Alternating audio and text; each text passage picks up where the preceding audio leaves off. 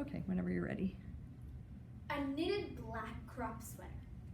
Ever since I got this sweater in 7th grade, I used to wear it almost every week and through every season. Hot and sunny, cold and windy, a blizzard, a tornado. My sweater has seen almost every weather forecast imaginable and made me feel cute as heck while wearing it. But eventually, I realized that the more I wore my sweater, the more its color faded, and the frumpier I felt every time I put it on. The same thing is happening right now with our use of language. We overuse certain words and phrases, buzzwords, because they're trendy or make us sound smarter. But what we fail to realize is that the more we use these words, the more they lose their own color and meaning. We need to become better at using language both precisely and ethically, and make sure that we understand the real meanings of the words that we listen to and use. As writer Jonathan Sturgeon wrote in 2016, the idea that a word could lose its meaning because people use it is both funny and politically scary. But so is the idea that a word could mean nothing at all. So today, let's open up our closets and look at some of the buzzwords hanging around in there that may have lost their meaning. Next, we'll examine the risks of using buzzwords to manipulate both ourselves and others. And finally, we'll shop for some lasting new solutions so that we can both speak and listen more clearly. So, what exactly is a buzzword? And how does language change in order to suit our needs? Well, let's look at a word that's probably stapled all over your local Shaws: organic. Organic to you and me is probably associated with green pastures, happy cows, and extremely high prices. I mean, $4 for like one orange? I don't think so. Today, we've been manipulated into paying more for organic labeled products because we've been led to believe that organic means healthy and of higher quality. But the reality is that 47% of USDA certifying agents failed to uphold basic agricultural department standards at least once. These USDA certifying agents are the people who are supposed to be making sure that organic means what we think it does and that we're getting what we pay for. In the end, organic has just become an example of a buzzword, a trendy word meant to sound authoritative, but one that often does not hold the same meaning for both speaker and listener. Buzzwords make us complacent, as well as more easily manipulated. The most famous culprits of using language to manipulate, you guessed it, politicians. In this political climate, it seems like you can't turn on the television without hearing about the president's latest tweets on how certain liberal media news outlets, CNN, only propagate fake news. But while the phrase fake news may have started out innocently enough with Kellyanne Conway, it has since become a tool of persuasion for the current administration.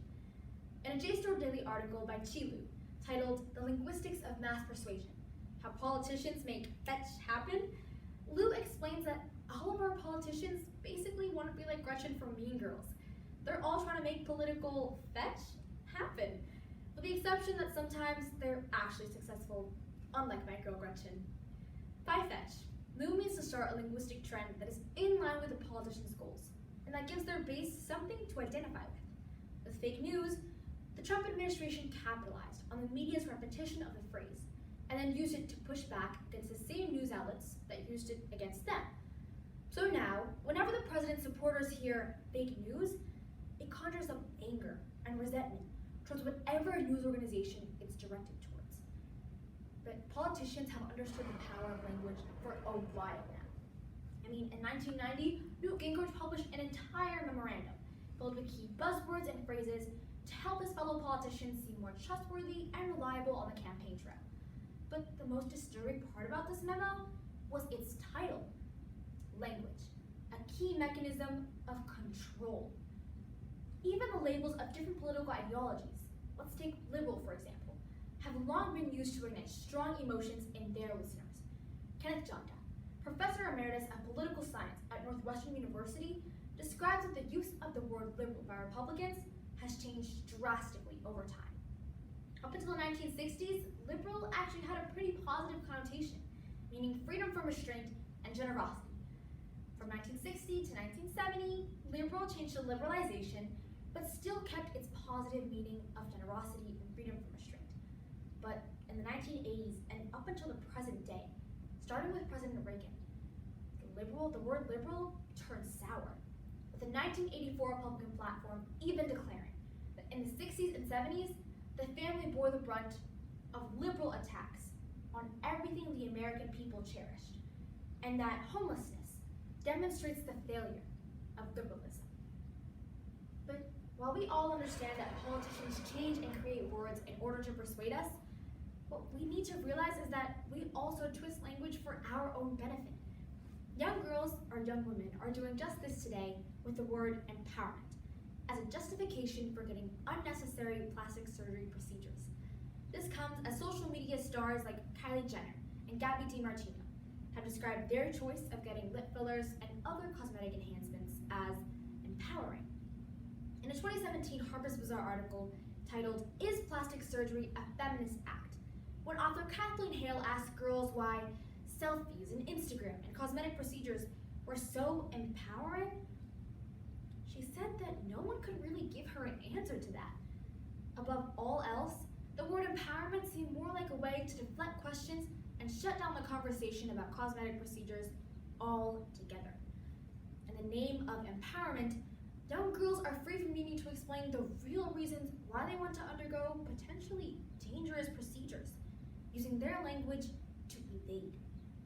Nancy Jo Sales, an author and journalist who has spent years interviewing girls ages 13 to 18 about their relationship to social media, said that even asking the girls whether the constant adjustment of their appearance using editing software like Facetune might be bad for their self-esteem sometimes left the girls incredibly upset, with some of them even wondering whether the question itself was sexist. That's the dirty little trick of this messaging, she says. Anyone who questions whether sexualization is feminism is sexist. What we need to realize is that the meaning of these words, empowerment and sexism, were not agreed upon by both speaker and listener in either of these contexts, making the language of justification murkier than ever, to the point where young girls may be risking their lives without even fully understanding why. Unfortunately, this problem has spread to our jobs and universities as well. The key buzzword in use here, diversity. In 2015, venture capitalist and tech company investor John Doerr, when speaking on a panel on the overwhelming lack of diversity in Silicon Valley, commented that he is deeply committed to diversity, adding, "We have 2 new partners who are so diverse, I have a problem pronouncing their names." Seriously, John. While Doerr later apologized, he is unfortunately part of a large number of educators and professionals who say that they value the inclusivity and representation that comes from diversity, but whose words do not translate into action. As a high school senior and as a woman of color, I've often been labeled by my peers as diverse, with this diversity constantly being pointed to as an asset for college applications. I first tried to explain that as a single person, I literally cannot be diverse.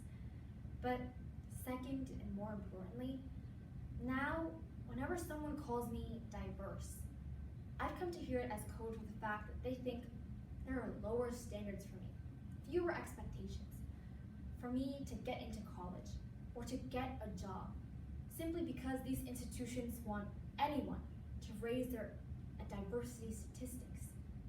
It hurts that people who say they value diversity do nothing to hold themselves accountable for their words.